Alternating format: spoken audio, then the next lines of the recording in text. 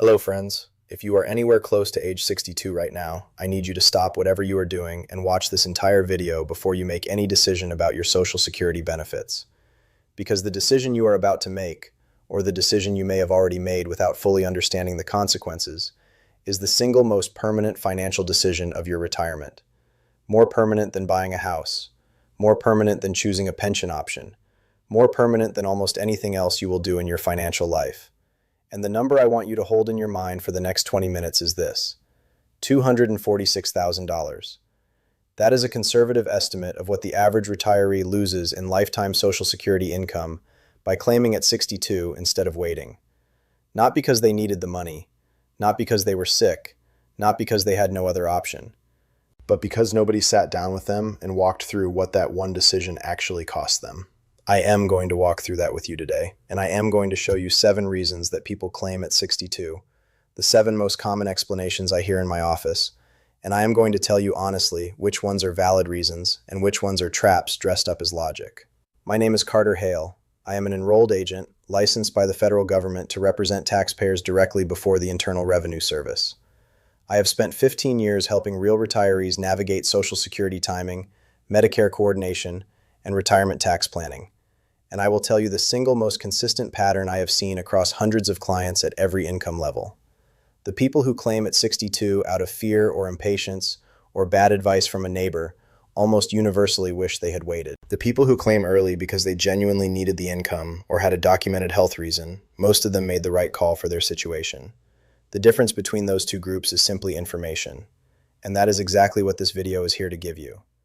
Before I get into the 7 reasons, I need to make sure you understand the mechanics, because most people think they understand how Social Security timing works, and most of them have at least one major piece wrong. Here's how it actually works in 2026.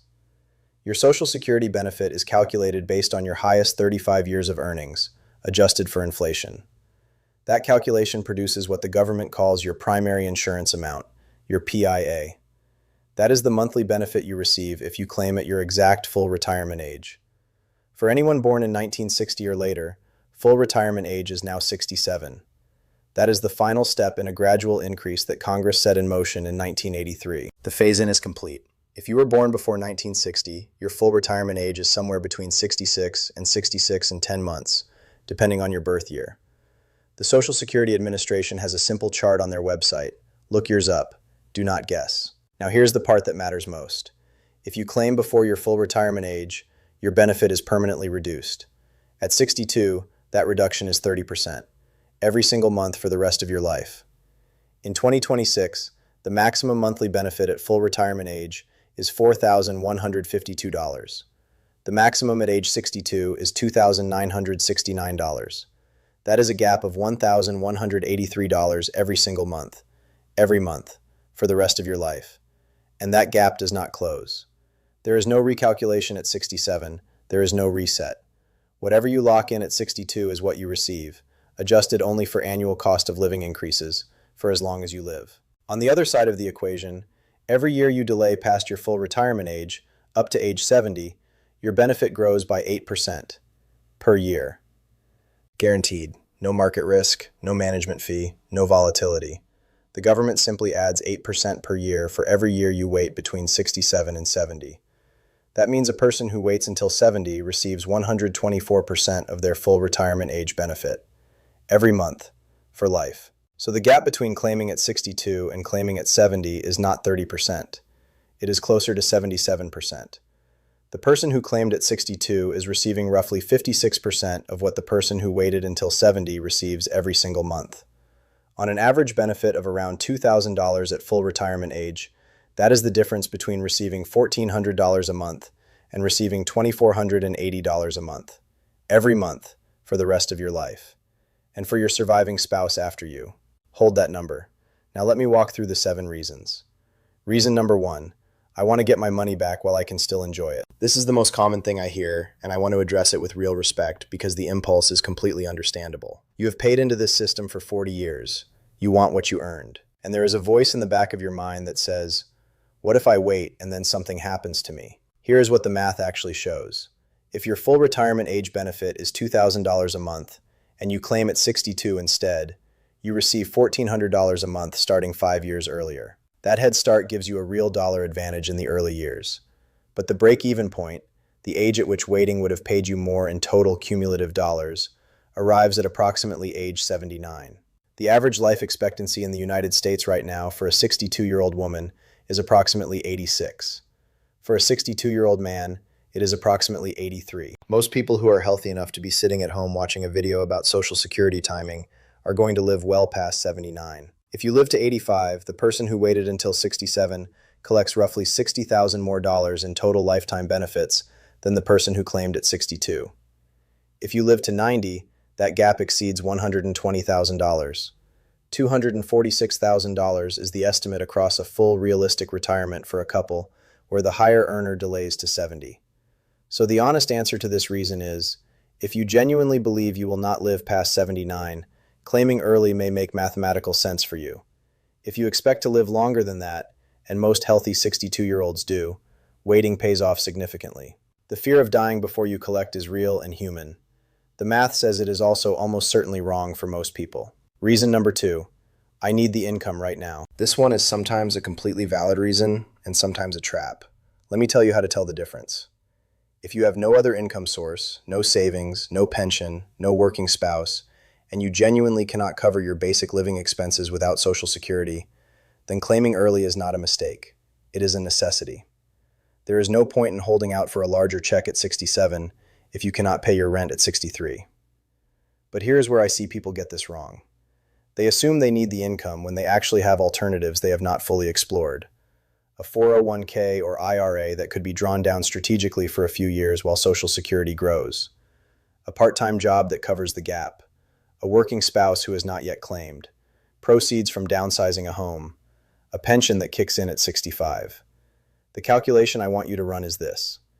Can I cover my living expenses from other sources for 3 to 5 more years without permanently depleting my assets? If the answer is yes, even a difficult yes, the math almost always favors waiting. Because the Social Security benefit you delay into is not just bigger, it is inflation adjusted, government guaranteed, and lasts as long as you live. The IRA money you draw down instead runs out. Social Security does not. Reason number 3, my health is not great and I do not expect to live a long life. This is the one reason that genuinely, legitimately changes the math. I am not going to pretend otherwise. If you have a serious diagnosis, a documented condition that significantly shortens life expectancy, claiming early can absolutely be the correct financial decision. If your doctor is telling you something your financial planner is not, listen to your doctor first. But I want to be precise about what documented health concern actually means, because this reason gets misapplied constantly. Feeling tired is not a health reason. Having high blood pressure that is being managed is not a health reason. Having a parent who died young is not a health reason. Smoking is not a health reason. These are risk factors and they are worth considering, but they are not the same as a diagnosis that gives you a concrete picture of shortened life expectancy. The other piece of this that almost nobody considers is your spouse. Even if your own health genuinely suggests claiming early, your decision does not only affect your benefit. If you are the higher earner in your household, your claiming decision determines the survivor benefit your spouse will receive after you die. That survivor benefit is 100% of whatever you locked in. If you claim at 62 and receive $1,400 a month, and then you pass away at 68, your spouse's survivor benefit is $1,400 a month for the rest of their life. If you had waited until 67 and locked in $2,000 a month, your spouse's survivor benefit is $2,000 a month. That is a $600 per month difference for your surviving spouse, every month, potentially for 20 or 30 years. A March 2026 audit by the SSA's own Office of the Inspector General found that roughly 5,000 widows and widowers lost a combined $113 million because they received incorrect advice about when to claim. The average affected beneficiary lost more than $21,000 in lifetime benefits. That money came out of widows. It came out of people whose spouses had claimed too early without thinking about the survivor impact. If you have health concerns, please think through the survivor calculation before you file. Reason number 4, my financial advisor told me to claim early. I hear this one regularly and I want to address it carefully because I have enormous respect for qualified financial planners. But I also want to tell you what I have observed. Social Security timing is a specialized area. A financial advisor whose primary focus is investment management, portfolio allocation, and asset growth may not have deep expertise in Social Security claiming strategy. These are genuinely different disciplines. The math that governs a stock portfolio and the math that governs a lifetime income stream from the government are completely different.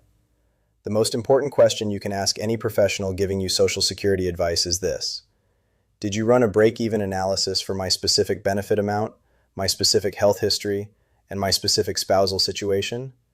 If the answer is anything other than yes, push back. There are also financial advisors, and I am not accusing anyone specifically, who benefit when clients move money into investable assets rather than relying on Social Security.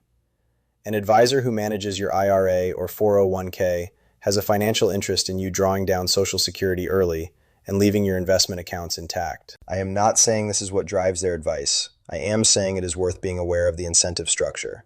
The Social Security Administration has a free online tool called My Social Security at ssa.gov. Log in, pull up your actual benefit estimates, and run the numbers yourself before you accept anyone else's recommendation. Reason number 5. I am still working and I will just collect Social Security on top of my salary. This one is a mistake that I see people make constantly because they do not understand the earnings test.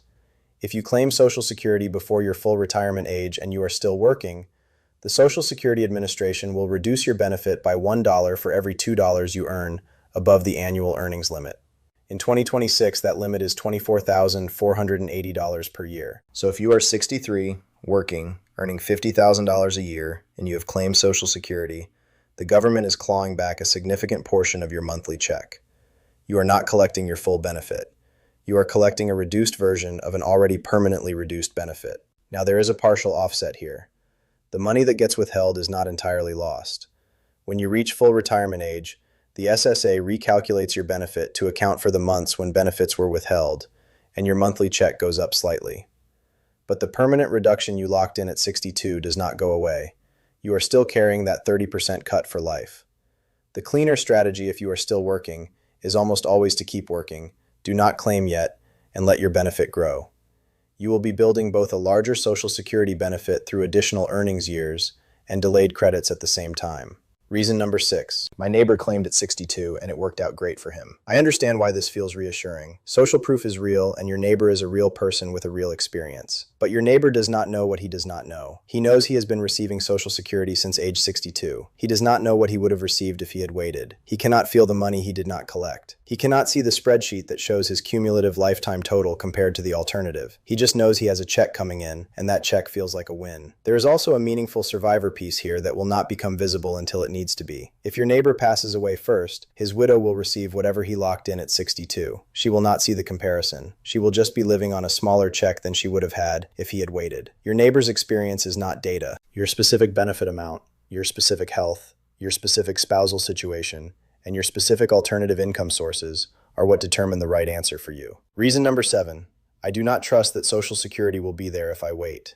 This is the one that I hear most often from people under 65 who are approaching claiming age, and I want to address it directly with the actual current projections.